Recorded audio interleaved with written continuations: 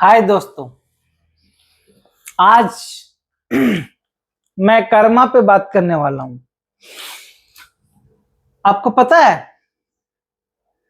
हर चीज हमारी दुनिया में जो घटती है वो कहीं ना कहीं हमारे कर्म है, हमारे कर्म से ही रिलेटेड है। जैसे कि अगर हम इतिहास का उदाहरण लें, इतिहास में कई बार कृष्ण भगवान और अन्य धर्मों में भी बार बार हमें यही बताया गया है कि हर जो घटना आपके जीवन में घटती है वो कहीं ना कहीं आपके कर्मों से ही लिंकअप है। क्यों और किस तरह?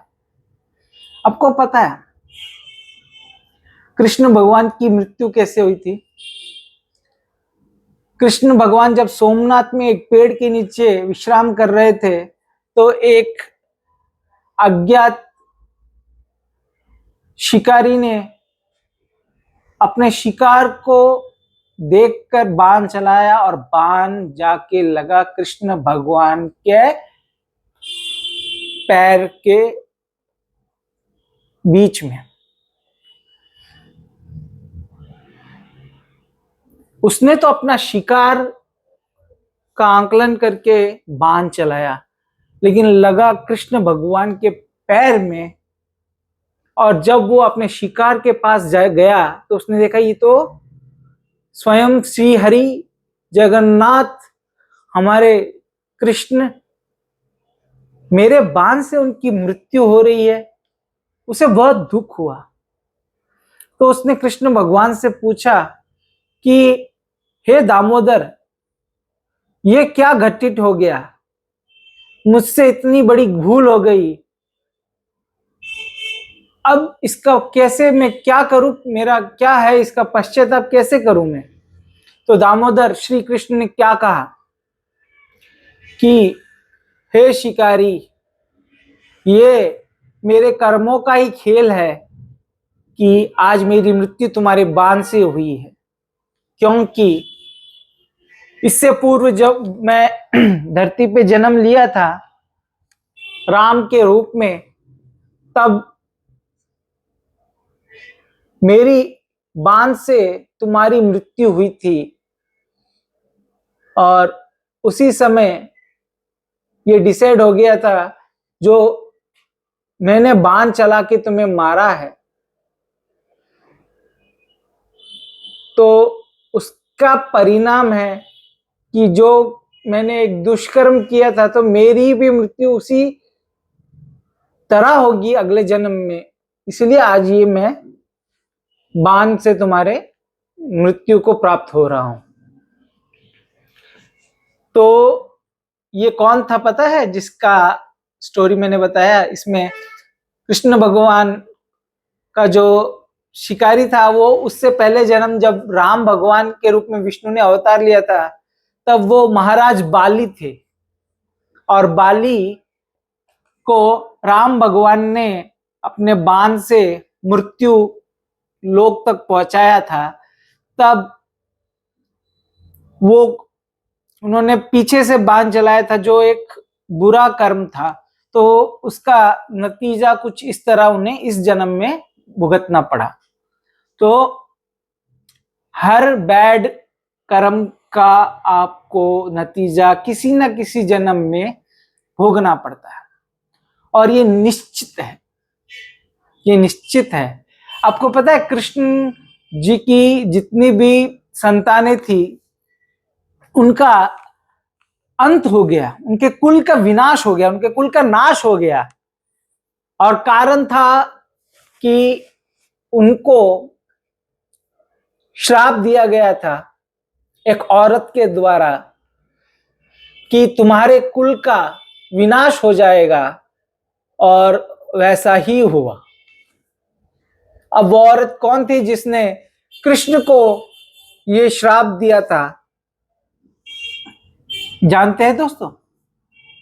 Any guesses? मैं बताता हूं। ये कौरवों की राजा की पत्नी, जिनके 100 पुत्र थे, उनके द्वारा श्राप दिया गया था, क्योंकि उन्होंने जब कहा कि कृष्ण तुम महाभारत होने से बचा सकते थे, तो उन्होंने कहा आपको ऐसा लगता है कि मैं महाभारत रोक सकता था, लेकिन ये पूर्व निर्धारित था कि महाभारत होगा। अगर आपको महाभारत रोकना ही था तो आप अपने संतान को अच्छे संस्कार दिए होते, तो वो अपनी संस्कार का लाभ उठा के इस युद्ध से बच सकते थे, लेकिन आपने उन्हें वो कुसंस्कार दिए। और आपके भाई शकुनी ने उसे और ज्यादा बढ़ाया और ऐसी दिशा दी कि कौरवों का विनाश पूर्व निर्धारित हो चुका था, मैं सिर्फ एक निमित्त पर्याय मात्र था। तो आप मुझे कैसे दोष दे सकती हैं? तब उनके पति ने कृष्ण से पूछा, ओ कृष्ण, मैंने कौन सा पाप किया था जो मेरे 100 पुत्र मारे गए? तो कृष्ण जी ने कहा कि आप कुछ 100 जन्म आगे एक ऐसा पाप किया था जिसका परिणाम इस जन्म में आपको भुगतने को मिला है। तो उन्होंने बोला कई 100 जन्म पहले का नतीजा अभी क्यों मिला, इतने जन्मों बाद क्यों मिला, इतना लेट क्यों हुआ? तो उन्होंने बोला कि इतना तो आपके पुण्य ही नहीं था कि आपके 100 पुत्र होते, तो इतना पुण्य तो पहले इकट्ठा हो कि 100 पुत्र हो आपके, फिर जाके आपका जैसे ही वो घड़ा भर गया पुण्य से, तो पाप वाला तीर आके उस घड़े को फोड़ दिया और डेबिट और क्रेडिट जो होता है बराबर हो गया। सो ये सब कहानियों से ये मैं बता रहा हूं कि इतिहास गवाह है कि कर्मा का जो साइकिल है, कर्मा का जो साइकिल है, वो अपने आप को रिपीट करता है और ये होके रहता है। हाँ, तो हर प्रॉब्लम कहीं ना कहीं हमारे कर्म से ही रिलेटेड है, ये बात याद रखिए। क्योंकि कर्म,